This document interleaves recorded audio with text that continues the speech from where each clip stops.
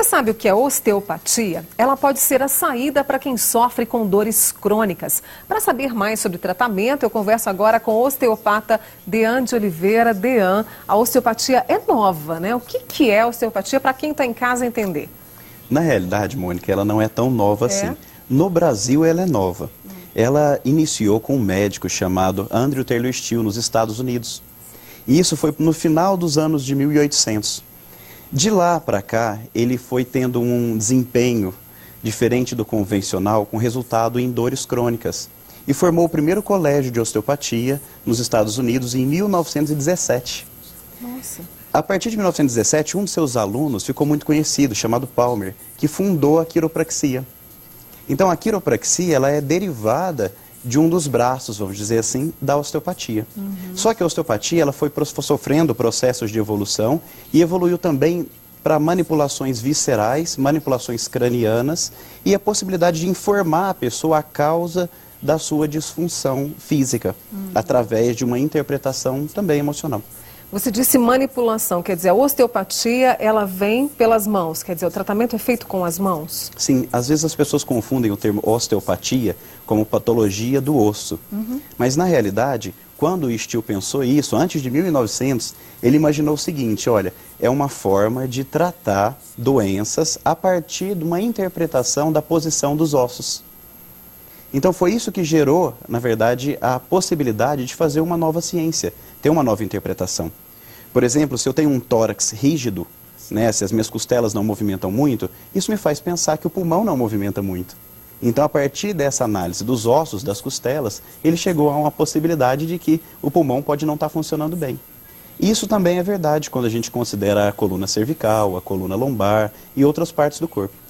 A gente falou de dores crônicas. A osteopatia, né, pode tratar, por exemplo, a enxaqueca, a dor na lombar que muita gente tem, dor na coluna, dor nas pernas.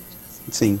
A osteopatia, ela não é uma técnica manipulativa apenas. Ela é principalmente um meio de diagnóstico. O osteopata no Brasil, ele recebe uma possibilidade de tratar tendo a formação apenas estrutural, que é chamada osteopatia estrutural, que é muito parecido com a quiropraxia, que são as manipulações que liberam processos de cavitação, os estralos da coluna. Então é tido, entre aspas, como se fosse devolver uma vértebra para o lugar.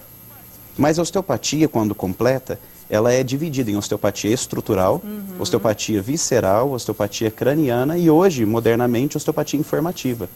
Esse conjunto de abordagens leva a um diagnóstico preciso.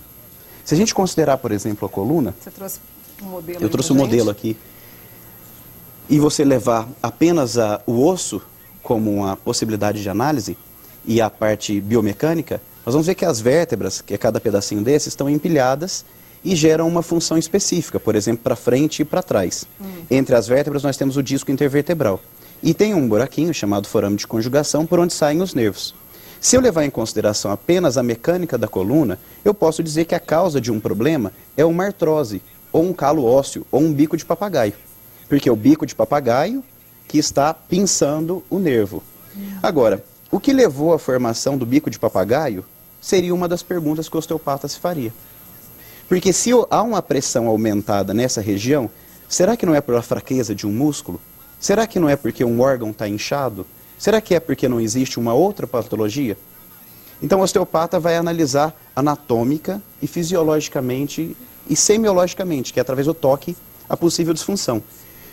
Um exemplo clássico, eu tenho uma dor na coxa, ou uma dor ciática, que sai, também, né, sai ali da região do bumbum, super comum, e vai indo atrás da coxa até a lateral da perna.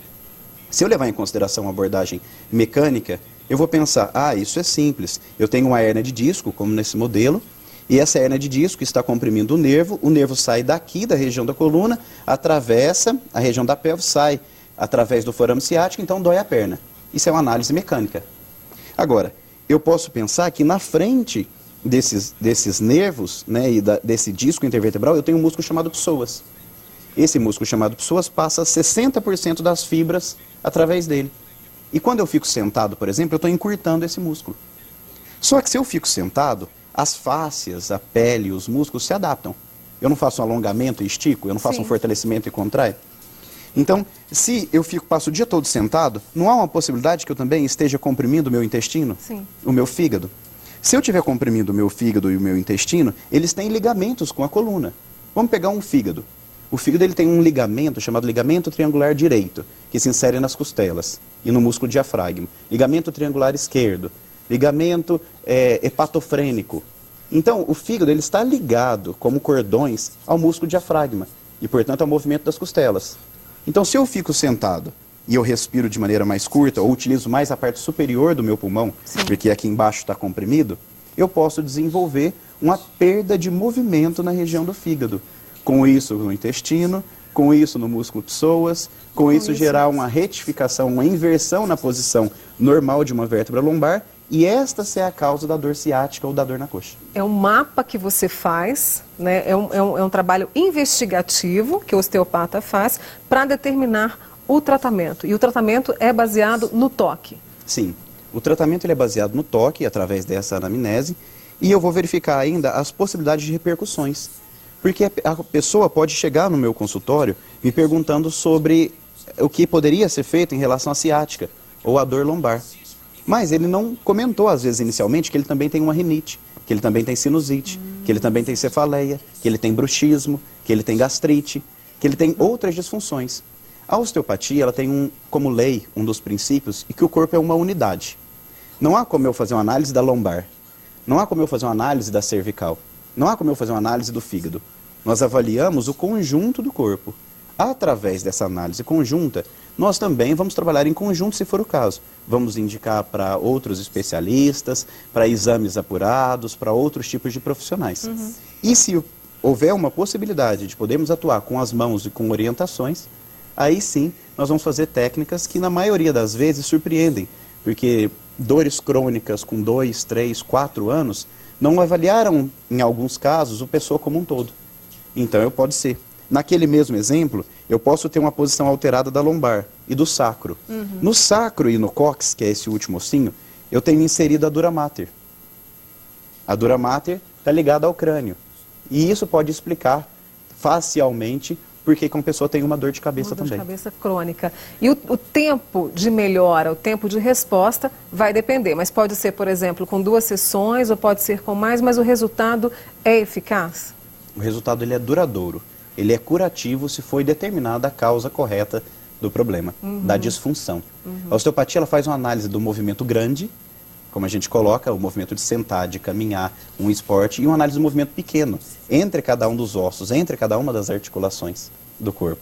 O resultado ele pode ser na sessão, a pessoa chegar mancando e sair melhor, e pode durar até 21 dias, às vezes, dependendo do caso, algumas sessões. Mas, em média, de 3 a 4 sessões são suficientes para a grande maioria das dores crônicas. Para quem se interessou, quer procurar o osteopata, hoje ela é reconhecida? A osteopatia ela é reconhecida? A osteopatia é reconhecida. No Brasil, ela é uma especialidade do fisioterapeuta. Há uma formação de 3 a 4 anos, em média, dependendo das escolas. A pessoa passa, o profissional, o fisioterapeuta, passa por uma abordagem estrutural, visceral, craniana, estágios, e aí sim ele vai se encontrar apto a estar fazendo uma investigação e um tratamento osteopático. Um tratamento osteopático. E você confirmou para a gente o que o corpo fala, o corpo dá sinais. O Bem Viver vai voltar a falar sobre isso para a gente entender melhor nosso corpo. Deane de Oliveira, muito obrigada pela sua participação aqui hoje, viu? Obrigado, mãe. Obrigado. A gente soube mais sobre osteopatia, claro que o Bem Viver vai voltar ao tema. Adote hábitos saudáveis, nunca é tarde demais, aproveite bem o seu fim de semana, tá? Tchau.